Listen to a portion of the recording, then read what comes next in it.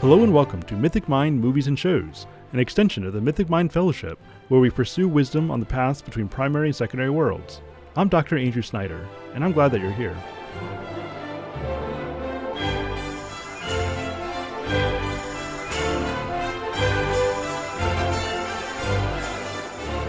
Welcome back to Mythic Mind Movies and Shows as we continue with the Star Wars series, now with the one that does not tend to be a fan favorite, The Last Jedi. I'm sure we'll have a very friendly, very positive discussion here. So we'll follow the same model we usually do, go around, give some initial thoughts, and we'll bounce around from there. I'm not going to say a whole lot starting off because I don't want to monologue too much right off the start. I will say that I tend to share the general opinion that's not a great movie. You know, obviously we see that there's some haphazard stuff going on here with the plot, kind of who people are, what people are doing. You know, we see how the creative direction has been handed off. We get some pretty hyper progressive philosophy pushed in here. I mean, I was just rewatching it today. I didn't finish. I made it about halfway through. And to me, what's most, I think, representative of what this movie is when Kylo Ren is telling Rey, you know, kill the past, you have to move forward. Which, I mean, you might say that, okay, well, that's the bad guy talking, right? But then immediately after that, Yoda himself shows up to destroy the old Jedi sacred texts and whatnot. And so it's really just driving this idea of, don't, as we get in the first movie, don't redeem your father from the underworld, but actually put him there. Right? That's the exact reverse messaging here. So those are my general thoughts. I'd be interested to hear some of yours. Dalen, why don't you tell us some of yours? I think you might like this movie a little bit more than some of us. So I'd be interested to hear your thoughts. Okay, so for me, part of this goes back to just the experience for me of watching Star Wars in the theaters. Because I was very young when the prequel trilogy came out, and I was too young for the original trilogy by far. Um, and so The Force Awakens, The Last Jedi, and Rise of Skywalker were really the first Star Wars movies that I got to experience in theaters. And that really is or was a very fun experience for me to be able to go to the theaters, be at a sold out showing with a bunch of fans. There are cosplayers. You have kind of that festive atmosphere at the time, at least for the first two movies. By the third movie, it had gotten a little things, the vibe had shifted a little bit. Um, and I will say this for The Last Jedi, like visually, it does a lot of really fun things. Like I found it to be just the way that they frame some of the shots. And for as controversial as the Holdo maneuver is, that scene is a very visually striking scene. The way that they climax, the action, the music, and the visuals to the silent shot of the fleet being destroyed, I thought was a very cool experience. Now, you can say a lot of things, and I'm sure we'll discuss later some of the in-universe implications that may have not been thought through at the time. But just as a in-theater experience, it was a very cool moment. And I think Adam Driver does a great job in this movie portraying the angsty teenager who's just trying to rebel to, as you said, kill the past, move on, when he very clearly can't do that himself. Like he's saying these things while he's holding on to the past. And I think Driver actually turned in a pretty good performance there. Beyond that, I mean, I think Daisy Ridley did a decent job as Rey. Um, Mark Hamill was fine. And again, I'm sure we'll talk more about Luke's character and the things that they did with it. This movie I felt did have some fun Star Wars things when it comes to like the Porgs. I thought they were a fun addition to the universe. Yeah, and so I'll leave it there. I'm sure we'll come up with plenty of other things to talk about, but in general, I would say I enjoyed the movie. I don't think it's a great movie. I don't think it's a great Star Wars movie, but I still enjoyed it. I can appreciate that. I mean, I don't have any major qualms with the acting either. I mean, it's not Shakespeare. I mean, it's Star Wars, but recognizing that, I don't admit. I think Adam Driver. I agree. I think that he really did his performance very well. I like Adam Driver. I mean, I haven't seen a lot of his movies, but I generally like him. I feel like he does his job well. Um, I'll withhold my thoughts until more of you get to speak. Micah, you're new on this show. Anyone who's been listening to the Games podcast is familiar with you, but yeah, tell us your general thoughts about this movie. Oh man. I will say there's a very small number of things in life about which I am passionately hateful. And The Last Jedi is one of them. Like I know like when the Disney first announced they were making new Star Wars movies, I was pretty excited for them. And I wasn't expecting them to be necessarily like the old movies. I'll defend the prequels. Like I like it when Star Wars tries to do something different. And I feel like with the sequel movies, Disney didn't really understand what they were trying to do either way. Like The Force Awakens tries to replicate a lot of the old trilogy stuff, but not as well. And then The Last Jedi tries to do something very different, and I feel like in the worst ways possible. Like I'm not one to get too caught up on like they destroyed my childhood or whatever, but I do see The Last Jedi as being very thematically postmodern deconstructionist, in that it's like it's not just like it stomps on the past. It's like its whole theme is about stomping on the past. It's like what you were talking about, Andrew, about like it's trying to take what you want and it has an awareness of what you want and then very deliberately does not give you that. But in the process, it just doesn't give you anything interesting in return. So it's like it plays with subversion as a theme. My view in storytelling is that subversion is doesn't work as a theme. It works as a mechanic.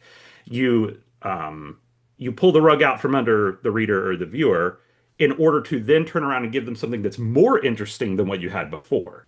The Last Jedi doesn't do that. It pulls the rug out from under you, and then it's unclear whether it really gives you anything in return, and certainly what it gives you is not as interesting as what you actually wanted.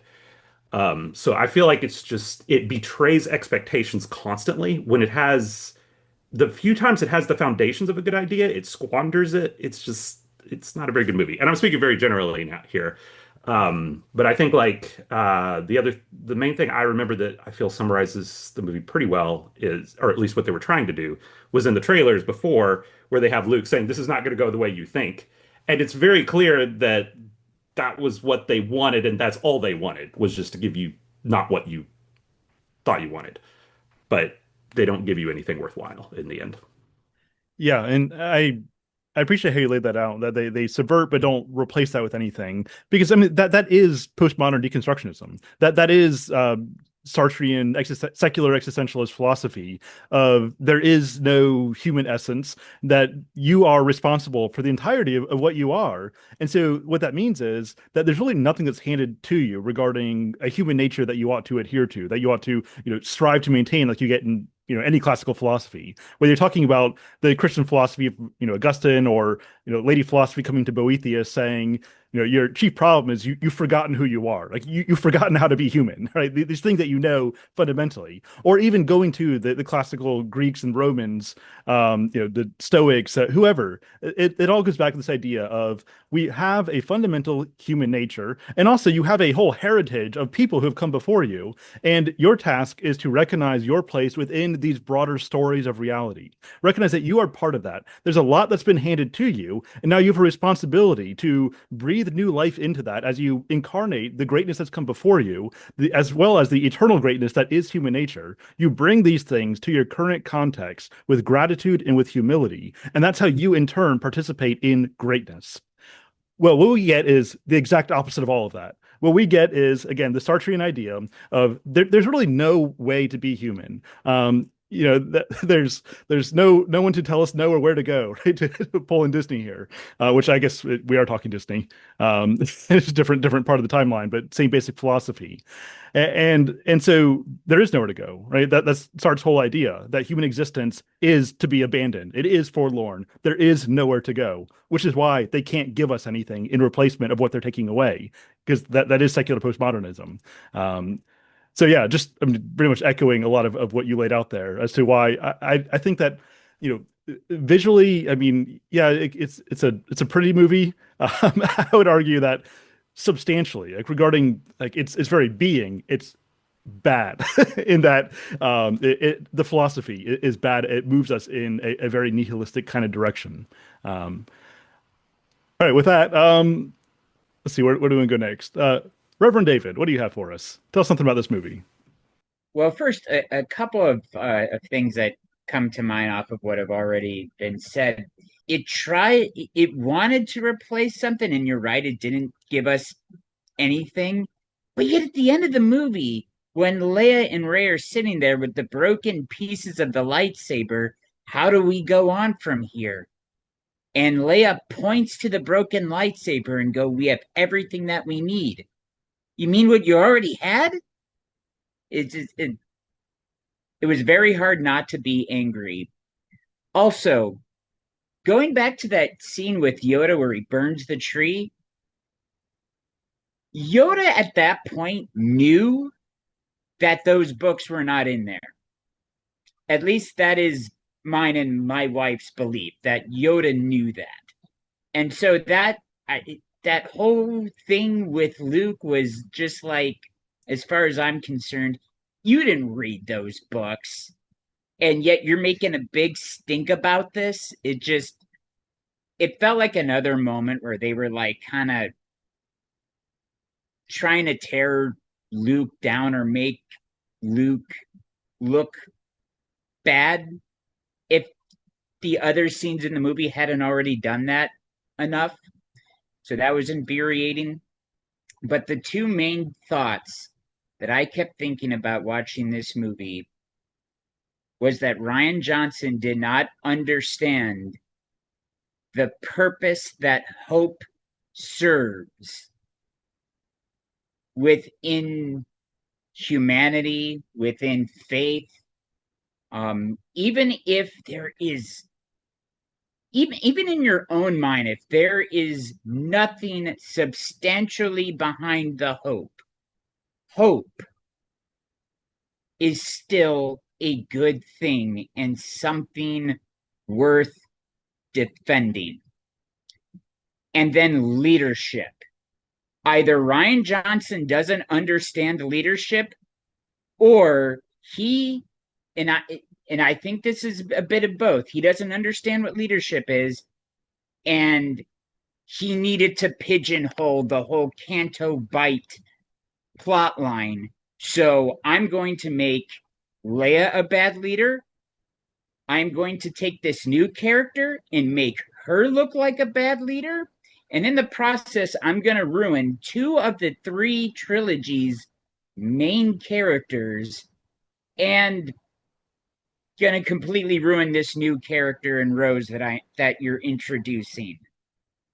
I felt like it was just for the purpose of putting in the whole animal rights activism angle that he was going for, which, if you want to throw that in there, okay, there's something to be said. Animals are mistreated throughout the world, but it needs to make sense.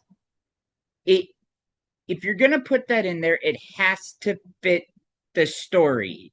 And I just felt like the whole movie became we should be aware of animal rights issues. And that's not what a Star Wars movie is. That's not why you're going to see a Star Wars movie. So, plus being in the Boy Scouts and growing up and learning leadership and learning how to be a leader, to watch leaders in this movie all fail at leadership, demoted or not, Poe is a very important person within the Resistance. Let him know. Let him know why you're doing what you're doing. So I spent most of this movie very frustrated. That said, as visually, it has been stated, visually very beautiful movie. Those crystal foxes, absolutely love those creatures. Um, Jokingly, I am kind of upset we didn't get to see Chewie eat a porg. Maybe I'm a bad human for that, but though I do like the porgs. Um, and then that little joke with Poe and Hux at the beginning of the movie, that was pretty good. Yeah, when that one commander goes, I believe he's trolling you, sir. Those are the type of jokes that I think have a place in Star Wars, and so those are my thoughts. Yeah, that whole Canto Bite sequence it is totally superfluous, really. I mean, it doesn't really contribute meaningfully to the narrative. It really just seems like we need some social justice talking points thrown in here. I mean, I'm all for not abusing animals, but as you said, it didn't need to be in the story. And then there's that line about how when Finn is basically like in awe of all this wealth and opulence around him in the casino, and what is her name? I don't even remember. The girl Rose, I think. Rose, yes. And Rose says, well, the only way you get this rich is by selling weapons to the First Order. Meaning, if you're rich, you obviously did something corrupt to get to that point. That's the implied idea there. And so, it's evil to be rich. They're all just these corrupt people in bed with the wrong powers. And so it's just social justice stuff thrown in there that doesn't naturally fit with the narrative. And I think that's pretty obvious for anyone who's actually paying attention to what's happening. Well, Judo, tell us some stuff about this. What's your political analysis? Oh boy. I will be frank, I struggle to put together a kind of general opinion of this movie. Like, there's so many small things that I have on my notes that are like question mark, question mark, question mark of how does that work? Like, one thing that bugged me throughout the entire movie was the vacuum of space apparently doesn't exist in this film. I'm like, the physics of it are just bugging me. And normally I wouldn't care that much about that. It's fiction after all, but it's supposed to be in outer space, so whatever. Um, Taken all together, all of the small things that I could point out, I probably would have a negative opinion about the movie. But when you're just watching it, it is very, and I'm just going to repeat what everyone else said, it is very aesthetically nice. I appreciated how they actually put some thought into how the spaceships would look from the surface of a planet, which isn't really something we had seen in previous Star Wars. Like, okay, what does it look like when you're on a planet and a Star Destroyer pulls up out of hyperspace? So I thought that was kind of neat. So if you're just going along for the visuals and the action, it's not that bad. But as soon as you stop to contemplate a whole bunch of decisions of why things that were done the way they are, it starts to break down. So it's a good movie as long as you don't think about it. Exactly. Yes. Bears high praise. All right, Ian, what do you have for us?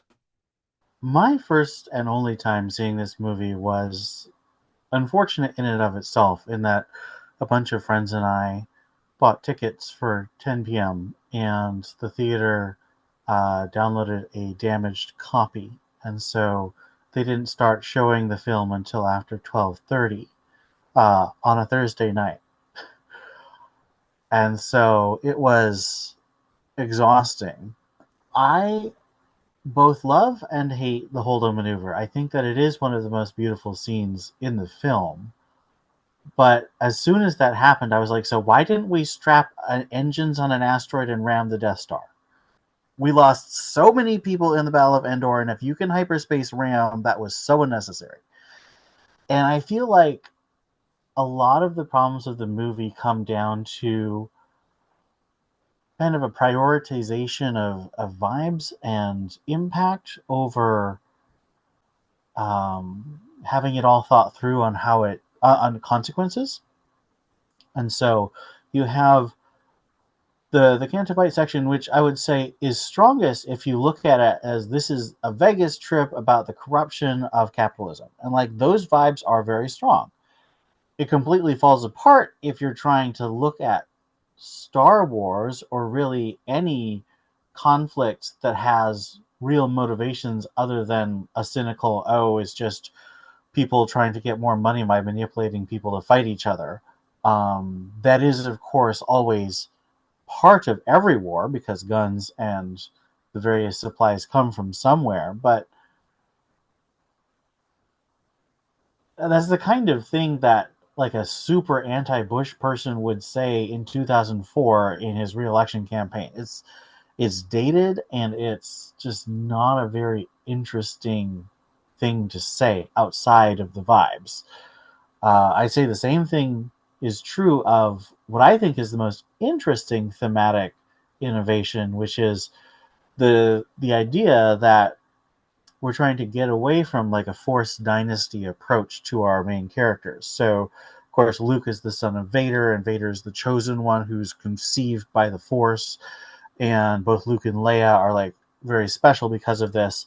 And in this movie, and I think Ryan Johnson meant this sincerely. I think he meant that Rey was supposed to be the daughter of just random tradespeople who were, addicts and stuff. And I had no problem with that. I actually thought it was interesting because I think the idea that the Force can be just kind of a random genetic mutation and you have it and you can be really good at it without your parents necessarily being, strong in the Force.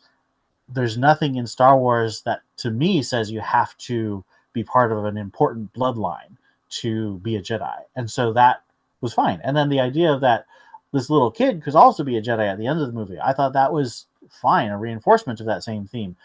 I think the problem is that theme's the most interesting and it gets the least development because it's introduced so late in the film, and the film itself is compressed into a timeline of just a couple days, so you never see the implications or the working out of this, what some people have called the democratization of the Force, which again I think is the most interesting thing that Ryan Johnson introduced.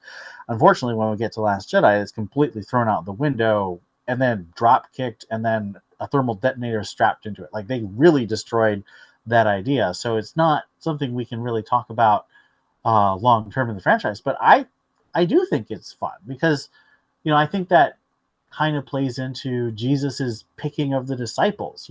These random fishermen and tax collectors. These weren't the nobles, the chief priests, the great scribes, the great scholars, the great rulers of Judea. Or heck, he didn't go to Rome and pick tribunes and senators. He picked random peasants who were often very despised by their countrymen. And I think that's interesting. That's a Christian thing, but it's not developed enough. Yeah, I think that's a good point that this could have been a story about how you can, rise from nothing regarding like no large, powerful legacy, and you can achieve something great, right? But of course, the problem is in the context in which this is revealed that she's a nobody from nobodies is in Kylo Ren saying basically, you don't have a past, you don't have a history, so go create yourself, right? It's advancing the same basic philosophy that I was ranting about a little bit ago. And so, while potentially this could have been something good, I think the whole framing is off in a way that actually inhibits any aspirations of greatness because it inhibits greatness itself. It's like what Lewis talks about a lot in Screwtape, especially Screwtape proposes a toast that when we treat reality as fundamentally democratic, what that tends to do is not lift everyone up. It actually just reduces everybody down to the lowest common denominator. And I feel like that's the kind of framing we got for this, even though I agree with you, it could have been something much more ennobling. All right, so we've heard from everybody here. Does anyone else have anything pressing here? Where do you want to go next? I did want to mention something that I thought that this movie did well thematically.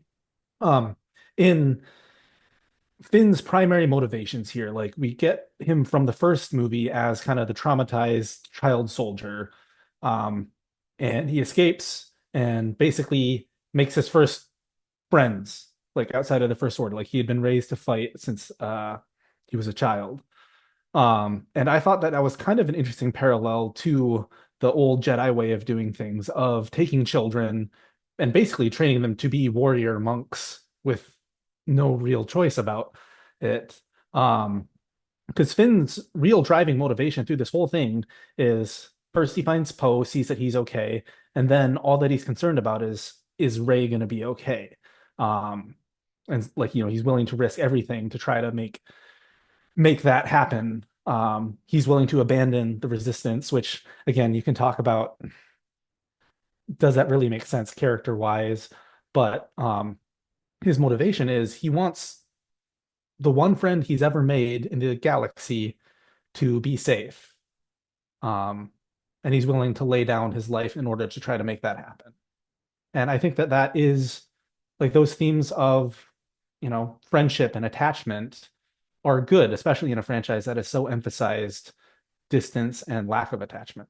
I feel bad for Finn, because I like his character. I think he definitely could be one of the more interesting characters if he was written a little bit better.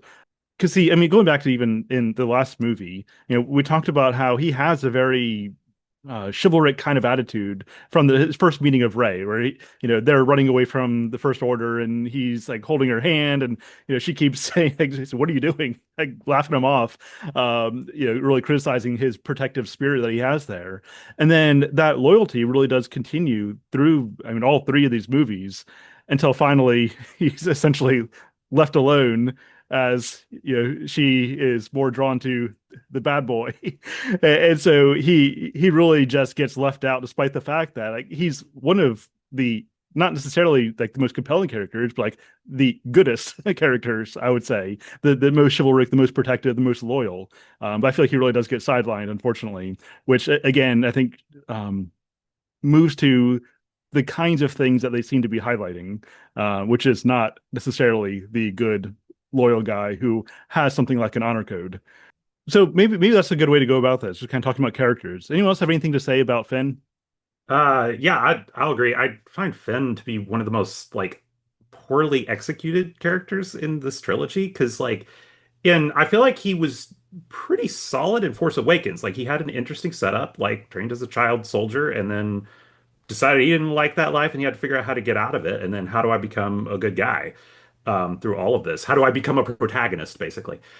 And in Force Awakens, it was fine, but now in The Last Jedi, it feels like Rian Johnson, like many things that J.J. Abrams gave him, he didn't really know what to do with it. So it just kind of, I couldn't even tell you exactly what Finn accomplished in his arc in The Last Jedi, because I feel like it was very forgettable. And then Rise of Skywalker doesn't do anything great with him either. So it just feels like he just fizzles out to nothing. And that's really disappointing because I feel like he is probably the closest thing to a new archetype we had in the main characters. Like Rey was following like your would-be Jedi path, kind of the new Luke. Uh, Poe was like a more fleshed out Wedge Antilles. Um, and Kylo Ren, who's probably the best executed character in this movie, he's like kind of this like inverse uh, Darth Vader almost. Um, but yeah, but Finn is like totally new. Like I don't know a comparable archetype for him in other Star Wars. So I just kind of wish that was developed further, like an exploration of like him overcoming his trauma from growing up as a soldier or something. But yeah, I don't know. I feel like he's just used for almost just comedy relief and like a sounding board for Rose's talk about pacifist philosophy. Yeah, to connect to our Final Fantasy talks, he's the Dark Knight that turns into a paladin, right? Now, sorry, let's stick with Finn. Anyone else have anything else to say about Finn? Yeah, I look at the pieces of Finn in this movie, that you have his loyalty, you have his confrontation with Phasma, but they don't mean anything. They don't.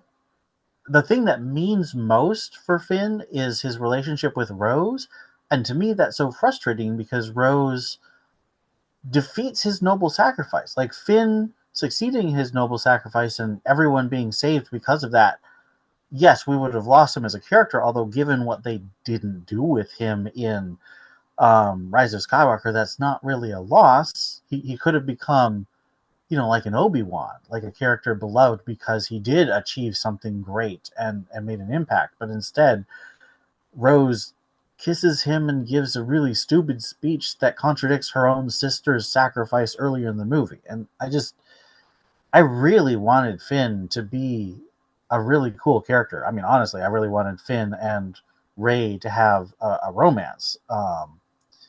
But everything they did with him was so perfunctory.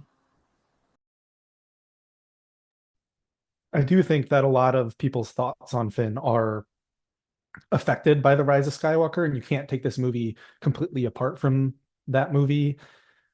And we'll talk about that in the next section. But I thought that Finn was an admirable character in this movie, even if he could have had a bit more to do.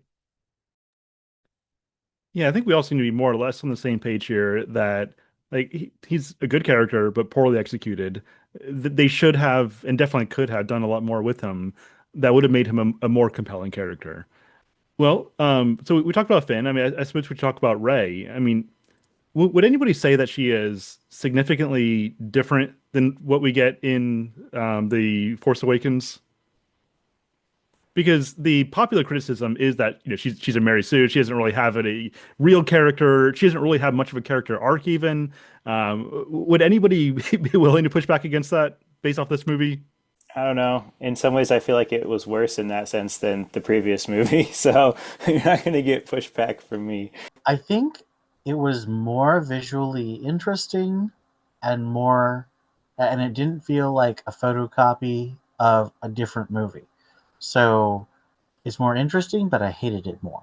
That's fair. Interesting is not always a good thing. Not all fame is good fame. Yeah, I, I guess that there's no one who's really can defend her character. I mean, I think that she's pretty bland. I think the popular criticism is pretty accurate here, that she's not, at least in my reckoning, she's not a very interesting character. I mean, she's pretty much the same throughout the story. I never really feel like super invested in her existential journey, like I do with Luke in the original trilogy, or even a number of the main characters, or even Anakin in the prequels. Right? You get interested, you get engaged in their character development, even if you know exactly where it's going to go. I just don't feel that with Rey. She's just kind of doing stuff and then having this angsty teen romance with the bad boy. It's not super compelling to me on a cinematic or on a narrative level. All right, anything else to say about Ray? I think I it's will say, because Oh, let's everybody start talking at once. I was just gonna say like that you kind of alluded to that it begins the whole saga of the Reylos, the people who just watched it because they liked seeing wanted to see Rey and Kylo get together. I know the second time I watched it, I was kind of made to watch it by a girl who really wanted to see it, and that was all she cared about. She loved the movie just because you had Rey and Kylo chemistry. She didn't care about all the other things we're complaining about. I mean, I will say I generally find Ray more interesting as a like to see how other people react to her, like especially her interactions with Kylo and how um Finn strives to save her. Again, it's kind of the whole like she doesn't need saving, but he wants to. Um, and I do think that the movie tried to kind of mirror the Empire Strikes Back sequence with Yoda training Luke in terms of Rey practicing with the lightsaber, going into the cave to confront whatever it was down there. Um, I don't think it was. I don't think that part of the movie was super well executed, though. I am mostly just disappointed in Ray because I feel like if you'd had her commit to the romance with Kylo and turn to the dark side, she actually would have been an interesting character. And it just feels like the movie's doing an incredible act of cowardice in not making that choice. They should have had Ray turn the dark side, but then Kylo turns to the light side. Just do a little switcheroo. That'd be interesting. I think they did almost play with that. Like, because Kylo offers his hand to her, right? Like, hey, we can form a new empire together after they off Snoke. And then she says no. So it feels like it's like kind of what I was talking about earlier, where it feels like they had the beginnings of interesting ideas that they squandered. And I think that's like the key one. It's like they could have done something interesting with their relationship, like they were building toward it.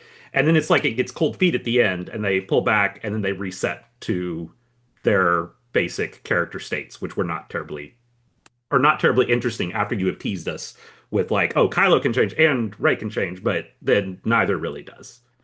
Yeah, that would have been really interesting if she they said, "Yeah, let's do that." I mean, what he was proposing when he said, "Let's get rid of yeah, these remnants of the Empire, get rid of the rebellion, get rid of the Jedi, get rid of the Sith. Let's go do something new together. Like that would actually be really interesting. Now, I mean, actually, practically speaking, they'd still be dark side Sith if that's what they were doing. But at least the attempt at philosophical neutrality, let's step outside the binary of good and evil. Like I think that'd be interesting to see played out, across a couple movies. But yeah, as Ian said, there's definitely some cowardice involved here. I would like to hop on top of that because I think this my thought fits well with that. So Rey's kind of staticness as a character, unchangeability, I think may be her only redeeming quality in that sense. Of yes, she could have hypothetically, joined the dark side or forged something new, but the very fact that she doesn't do anything means that she's like the only character who has a fixed sense of what the good is, uh, and that you should not like experiment with evil or whatever because she rejects Ren's offer as far as this movie goes. And I'm watching as we go, so I can't say to what happens in the next movie.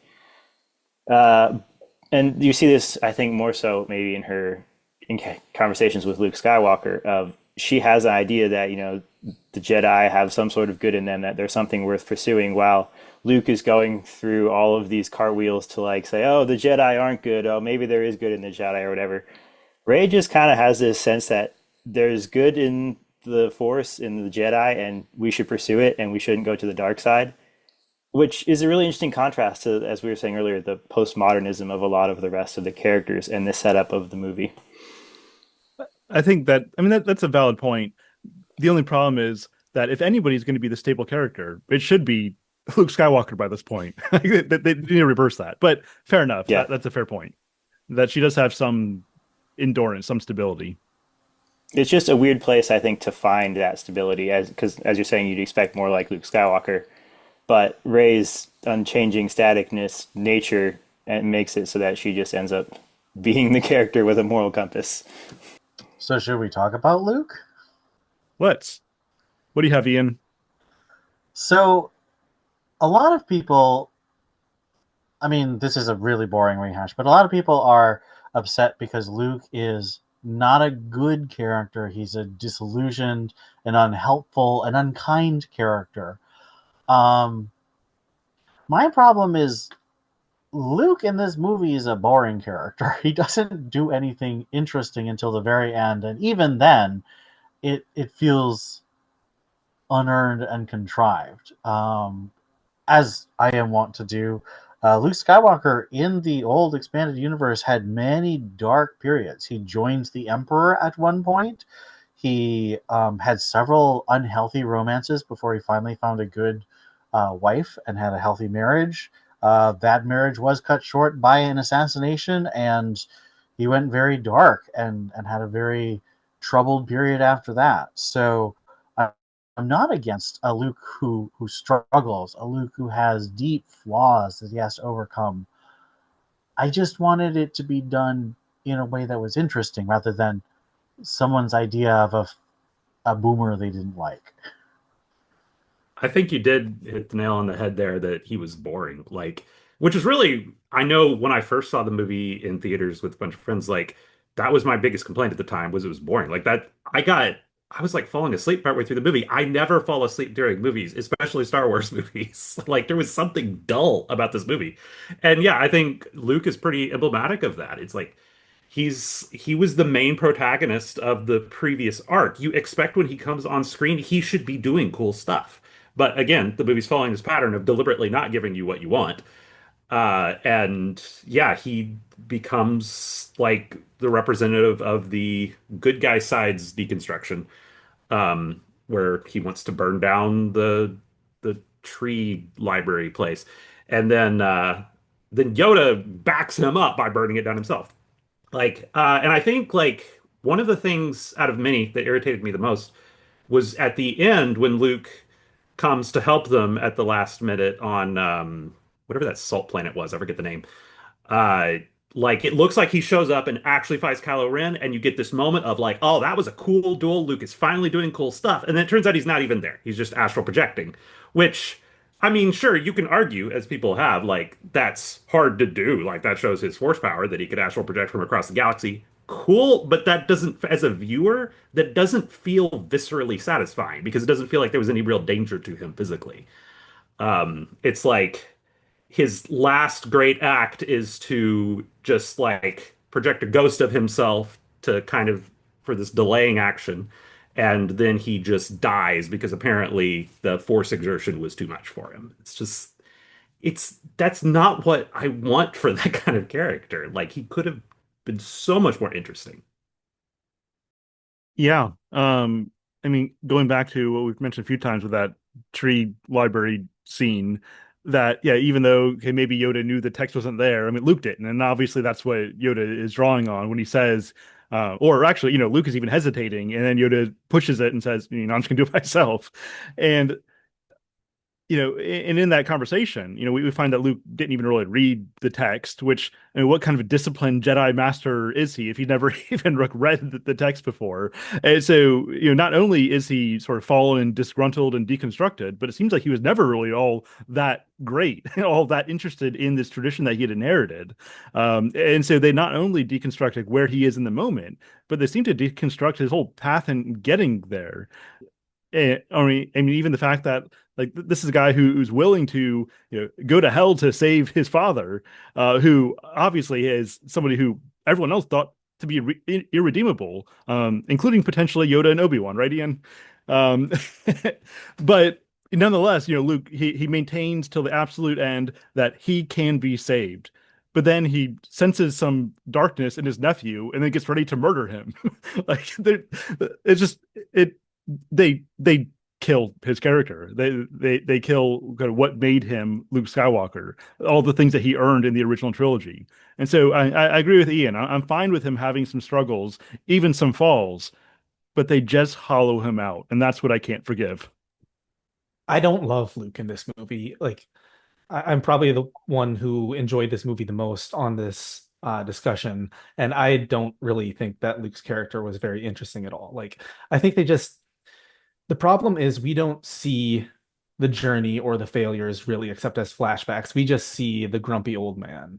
And so the the cynicism and the disillusionment, like they don't feel earned. None of it feels earned. And so it's just kind of like we're left with the same shock really that I guess Ray kind of feels initially upon meeting him.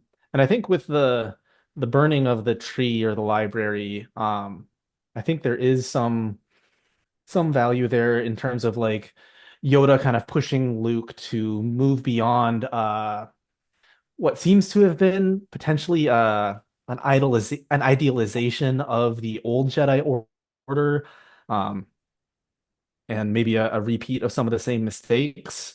Uh, and like he didn't even read the text, so how would he know if he was making the same mistakes or making new mistakes? Like it, yeah, I feel like they could have done so much more. Like they had again the seeds of something that could have been interesting there, and it just didn't hit. Yeah, I actually think like they could have done something really interesting by exploring here's what the old Jedi Order did wrong, which if you ever watched the Clone Wars TV series, I think that series actually does a very good job of going into like what were the problems with the old Jedi Order, where like after watching that you can be like, "Oh, okay, I can kind of see why the old Republic turned against the Jedi now." Like because there were some issues in how they were conducting themselves.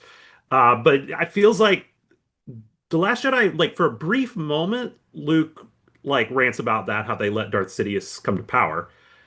But it's very short and it doesn't dig into it at all. And it's like, well, okay, great. Like clearly like with him and Yoda's conversation, there's this notion of like the Jedi need to go somewhere different. Great. What does that look like? They never really show you that meaningfully. I feel like they needed to give those ideas time to breathe. David? So Yeah, that's the case with a lot of the ideas in the movie. They really needed more time to breathe. All right, Dave, I know you've been trying to uh, chime in for a little bit.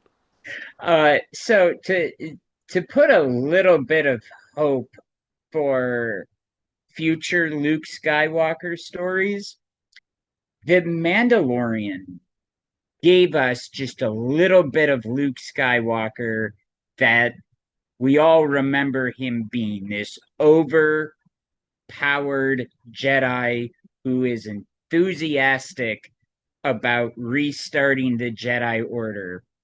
Um, and you see, I know some people are upset with um, too many hallway scenes appearing in Star Wars, but you get to see Luke in that full power.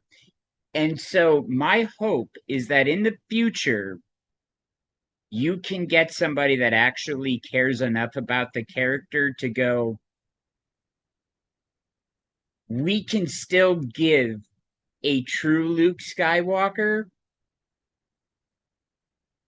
that is before he gets feared by his own nephew. I think there is hope for a redeemed Luke, um, in that sense, because who wants to talk about, um, for a long time, Luke being a boring character who is ruined, and even Mark Hamill, who is not the most traditional of individuals as a person. Um, Even he fundamentally disagreed with what they did with Luke, um, which I think says something in of itself. Yeah, so you're saying there's hope to redeem him before his desolation? Yes. Fair I do enough. feel like it's someone, well, one is that like just looking at Last Jedi in isolation, I feel like you can't get that hope out of that. But also it's like The Last Jedi, I mean, it kills his character off. So you don't get to see him get redeemed further later in his timeline unless they somehow bring him back to life, which I wouldn't necessarily put past them. But that's the problem with trying to redeem his character earlier in the timeline is like it's well, this still The Last Jedi Luke is where he ends up. At least if you're thinking much about canon, you could just look at all these stories in isolation and enjoy them for that. I mean, this kind of treads on Rise of Skywalker, but I think that there's nothing wrong with Luke as a Force ghost being his redemption, and I think to some extent that's what they were trying to do, and it did not completely work for me. I wasn't completely frustrated by it. My kind of simple, lukewarm take on Luke Skywalker in this movie was I was comparing it to what I thought of the relationship between Han and Leia in the previous movie, of how if you take the premise that they did of Kylo Ren's fall, the place that Leia and Han ended up wasn't out of the realm of possibility. But I just could not think of a justification based on the backstory that we're given for Luke to have fallen so far into despair compared to where he was before. Uh, yes, some despair, disillusionment would have been justified if he was, the leader of the school and the child destroys the school or the student, but it just didn't feel satisfying to me of like, okay, there's a logical series of steps uh, that would lead him to have this reaction. And obviously, Luke isn't a villain in this movie, but it kind of reminded me of how there's so many movies these days where every villain has to have this like tragic backstory. But when you actually think about the tragic backstory is like no rational person would become so evil based on whatever the tragedy is. So it's kind of like that. Like he's a caricatured character in how far he's fallen based on what his tragic backstory was. But other than that, I don't really have much to add. It reminds me of when C.S. Lewis says that something far worse than a pagan is a post-Christian, where now you're moving in the opposite direction. And that's largely, I think, what Luke is in this movie. He is worse than a pre-Jedi. He is a post-Jedi, in that he's actually moved away from the reality that he once knew. I mean, this is a guy who, through the guidance of the Force, overthrew the Emperor and saved Darth Vader. Yet he abandons it all because of one, failure. I mean, obviously a very personal failure. I don't deny that that would have some impact on him, but to say that this entire reality is nothing and I'm going to totally cut myself off from it, that just doesn't seem reasonable. I get people aren't always reasonable. Like that argument can be made, but at the same time, it doesn't seem compelling. It doesn't seem like it really makes sense, at least in my reckoning. I mean, I will speak to honestly kind of defend that part of the arc, though. Like, I think that could be taken in a Christian manner. Like, I think we all know people who have rejected the faith that they grew up in, maybe after believing in it or appearing to believe in it wholeheartedly for some period of time. And I think the idea of maybe coming back to redemption, to opening yourself back up to the force, like that you're not too far gone, like even if you've cut yourself off for years, um, is valid. Like, we can come to Christ after walking away, even, doing terrible things. And I think you could pull a redemption story from that. Again, I don't think that this movie really gave us enough to make that very compelling, but I think that is something that as Christians we can call out as good that this movie presents. It's the parable of the sower, right? This is the seed that fell among the weeds, right? It the seed, it grows, but it eventually gets choked out. And the thing to remember with that parable is that we are the soil. And so, what is not always explicitly stated when that parable is described is that the soil can change, right? Um, you can go from being that rocky ground, the the path. Um, I've preached this enough times. I should know this like the back of my hand. But you can become the good soil, right? Um, but again, this goes back to what we talked about in the previous discussion with the Force Awakens, um, which was, and I'm now having a brain fart. It's too real. It's too real with, as been stated, not enough payoff. And realism doesn't always work within movies. And obviously I think we all agree that the realism works less with this one than it did with The Force Awakens.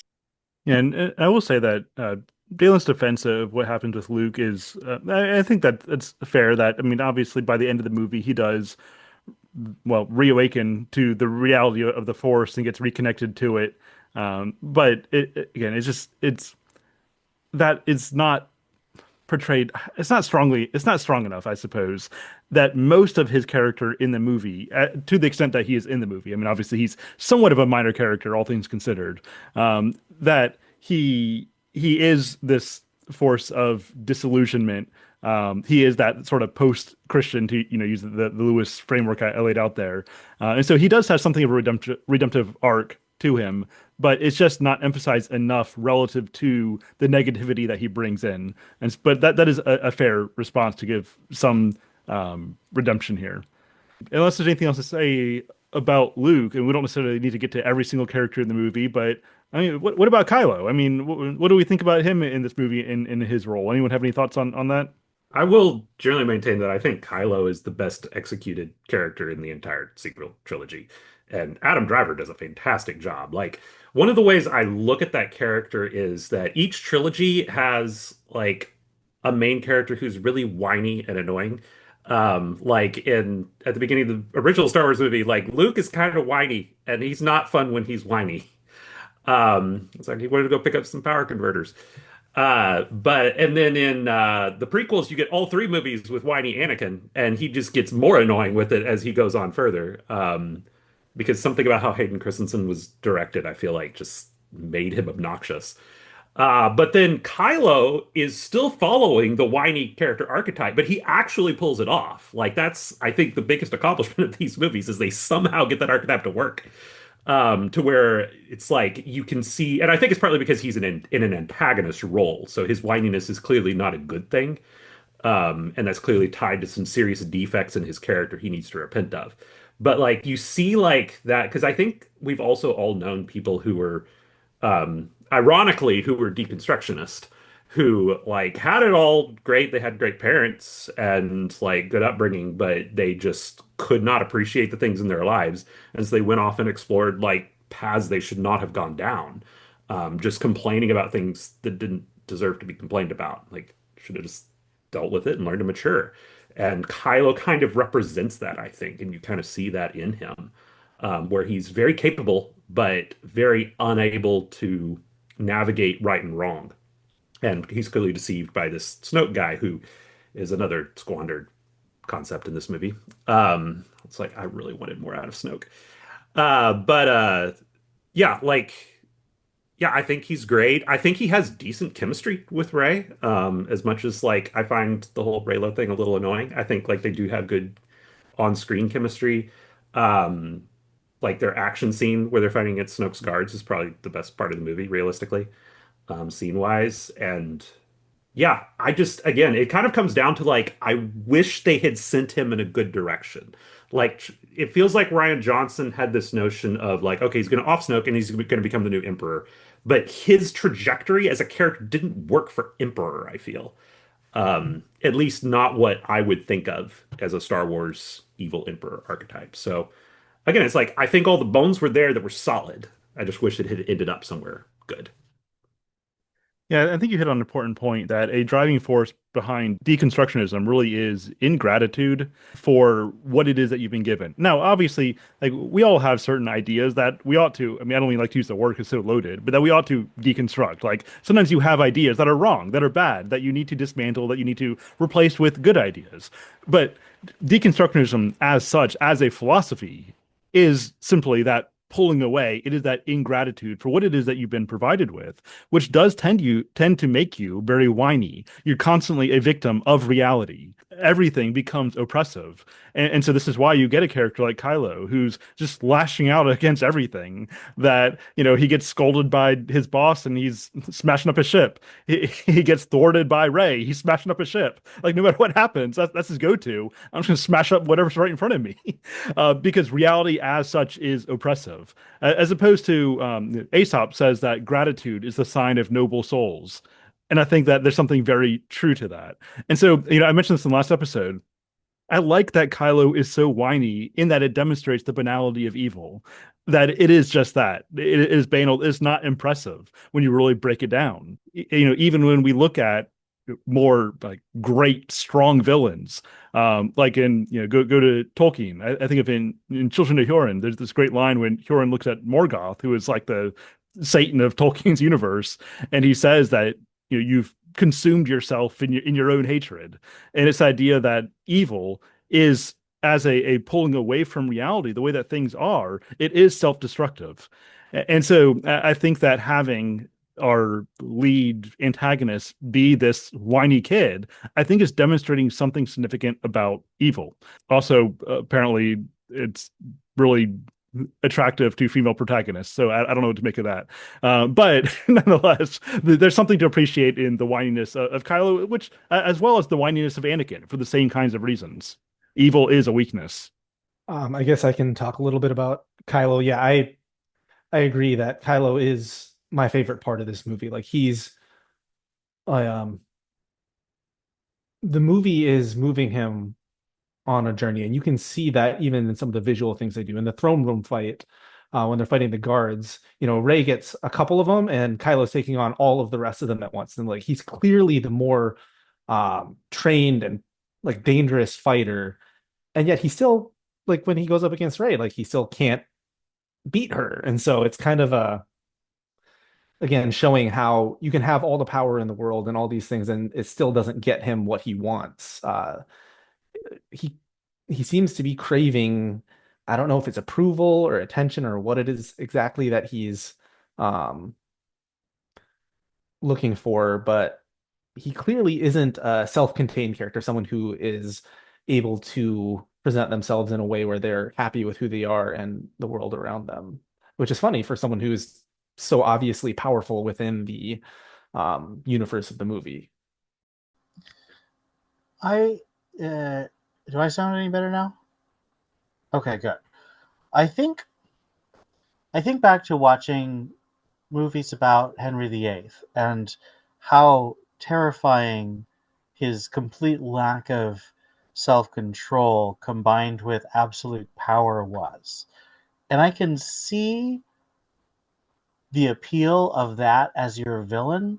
I think the problem is Henry VIII, as a real historical figure, was not just an overgrown toddler who ascended to power unexpectedly and just killed a bunch of people because of his insecurities and inability to tell himself no. He was also an intensely brilliant man, a composer, a theologian, a patron of the arts, not just for the ego boost, but because he genuinely understood the arts. Kylo never gives the sense that beyond raw power, he has much going on uh, other than his temptation towards the light, which is an interesting idea, but I don't think the writing served the excellent acting that Adam Driver delivered. Um, so I still feel like both Anakin and Kylo really should have had stronger writing, even if you can justify it thematically as banality of evil. So I mentioned this in the chat that I assume doesn't make it into the final recording. But like it does strike me it would be interesting. I could almost see Kylo going on a path similar to Commodus from Gladiator, the villain in that movie. When I watched this recently, so this is in my head now. Because Commodus is also a very whiny kind of pretty boy kind of character, but completely irredeemable. Uh, if you had that in a Star Wars setting, but mixed with a notion of a redeemable character, I think that could have been an interesting path. And I don't know, maybe Rian Johnson had some notion that they could have gone that direction, but that never happened. I don't know. It's fun to like come up with ideas of like, how could this have been better? But obviously, we're talking about what we got, not what we would get. Or I feel like like I've Aslan heard said, we that are never before. told what would have happened. I definitely feel like I've heard that idea before. We're discussing what we got. Yeah, we'll save that for the Star Wars What If series. Well, is there anything else or character themes, anything else that anyone would like to discuss before we start to wrap things up? I feel like we should at least briefly talk about Poe and his arc from like a soldier following orders to a soldier who doesn't follow orders. Because like I think they could have done something very interesting, I feel like, with Poe messing up at the beginning, getting all their fighters and bombers killed, and then like doing some self-reflection and realizing, hey, maybe I should be listening to the orders of those who are above me, respecting the chain of command. And they just kind of don't. He rebels and gets thrown in the brig, and there's no real consequence, it seems, by the end of the movie. So again, it's one of those things where I think there were some ideas that could have been interesting there that weren't fleshed out. It's because the leader he had to serve under was so awful. We're talking about the creator not understanding leadership. The purple-haired admiral is one of the few characters in movies I've come across that just grated on me. A really interesting contrast to Leia as well, because Leia would actually like probably communicate with Poe and say, "Hey, this is not good. This is a better plan. You should direct your energies this way." I believe Holdo is her name, right? She doesn't even tell Poe anything when he's questioning what her plan is. She just is like smiling smugly and saying, "Go to your room," kind of thing. Like a horrible uh, way that a leader would actually behave. But she's shown by the end that we're supposed to think highly of her, I guess, uh, because of her sacrifice and strong relationship with Leia. Like I don't know, that was one of the worst parts of the movie, in my opinion. The replacement they brought in for when Leia was out of action and everything that happened surrounding her. And I'm sorry, I don't have much to say about this. The purple Uh, hair, I feel like we're really just driving in the progressive symbols here.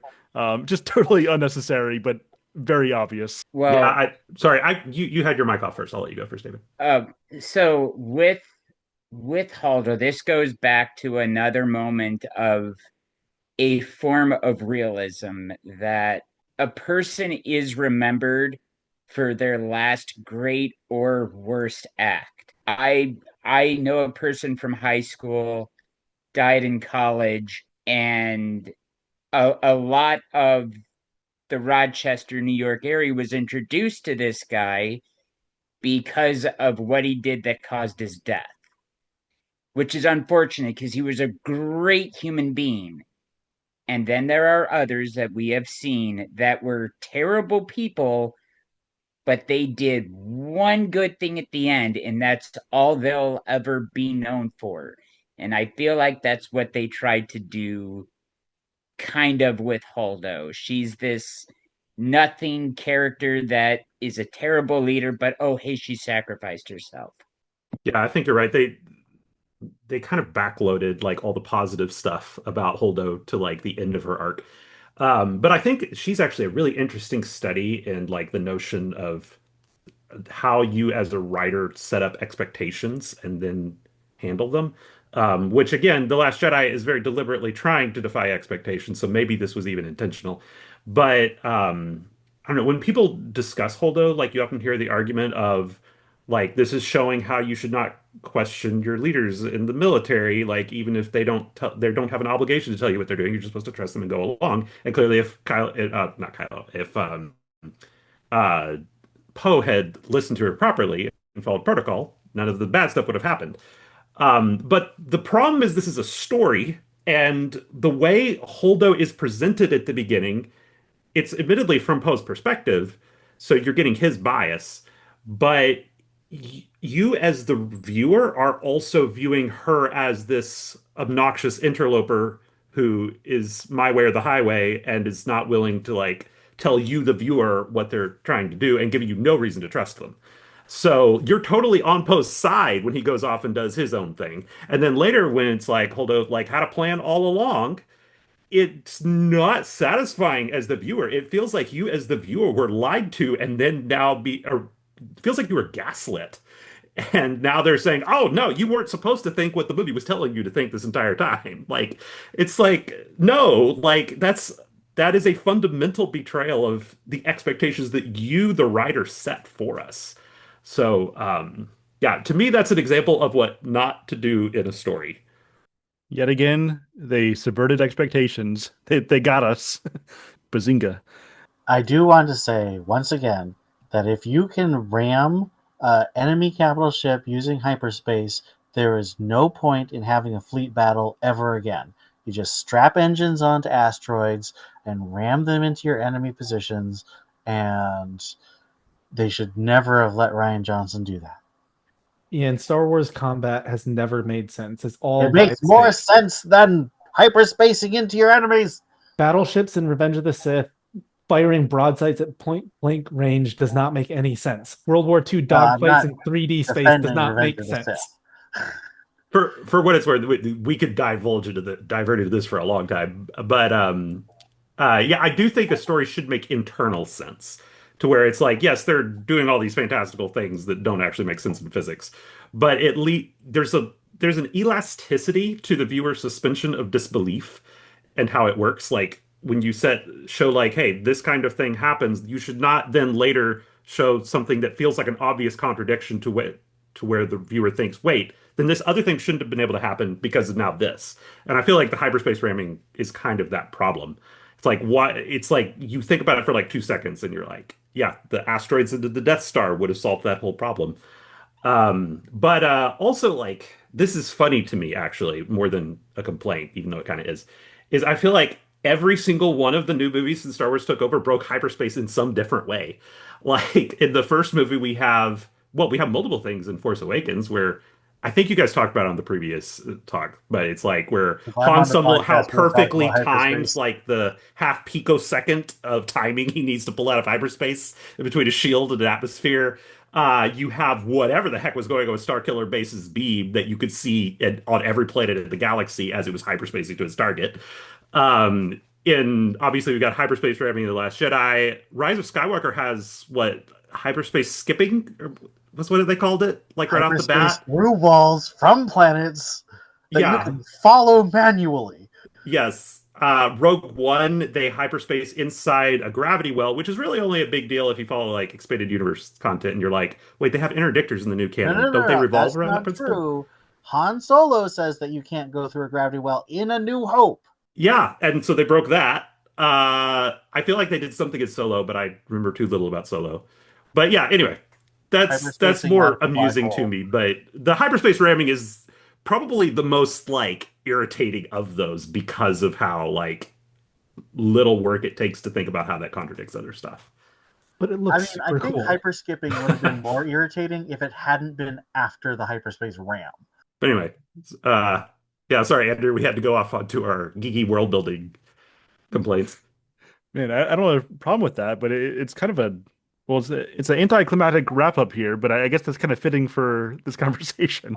Oh, David, what do you have to say here? So I'll end with this joke that my dad had. So when we watched it yesterday, when Holdo's introduced, she's introduced by that one character that ends up surviving. Oh, hey, this is Admiral Holdo. My dad thought that she was going to be the one to step in for Leia, and his comment was, "Why is this librarian-looking woman taking over as leader?" We're simultaneously giving it to the librarian while destroying the library. That's, that's the essence of this movie. All right. Well, um, this has been very uplifting. That's exactly what I expected it would be. So we'll go ahead and wrap it there. Thanks everyone for showing up. Next time we will be wrapping up the sequel trilogy with the Rise of Skywalker. I hope to see you then. Until then, Godspeed.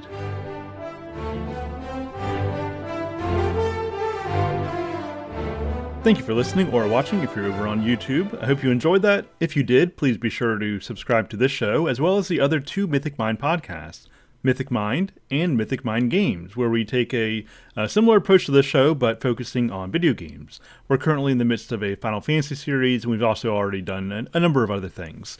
Or you can become a patron over at patreon.com/mythicmind. That's going to provide you with a patron feed that gives you all three shows delivered into one feed, early and ad-free. And also you have open invitations to join us in these conversations. Again, that's any tier of support. Now, become a tier 3 patron, either annually or monthly, and you can also participate in the upcoming course on the Elder Scrolls and philosophy. I think that's really going to be a good time, and I hope that you will join us. Again, that's patreon.com/mythicmind. But that's it for now. If you're listening on the freebie feeds, the next thing to come out from Mythic Mind will actually be on the Mythic Mind Games podcast. Hopefully this week I'm going to put together a presentation on the creation myth in the Elder Scrolls as a lead up to the course. And so that will be available for free over on the Mythic Mind Games podcast as well as my YouTube channel. So make sure that you're sub to those. But that's it for now. Until next time, Godspeed.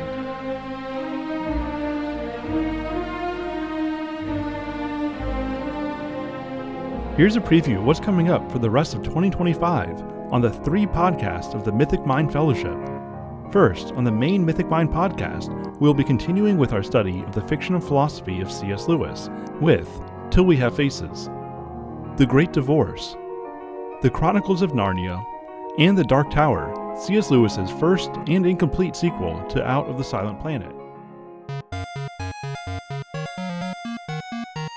Next, on the Mythic Mind Games podcast, we'll be continuing with our series on Final Fantasy with Final Fantasy 4, 5, 6, and Tactics before taking a break to cover Fallout 3, Fallout New Vegas, Fallout 4, and the Fallout show on Amazon Prime. Next, on Mythic Mind Movies and Shows, we'll be continuing with our Star Wars series with The Last Jedi, The Rise of Skywalker, Rogue One, Solo, and yes, the Star Wars Holiday Special. Subscribe to all 3 podcasts or become a patron at any level at patreon.com/mythicmind to get all shows delivered into one feed, early and ad-free.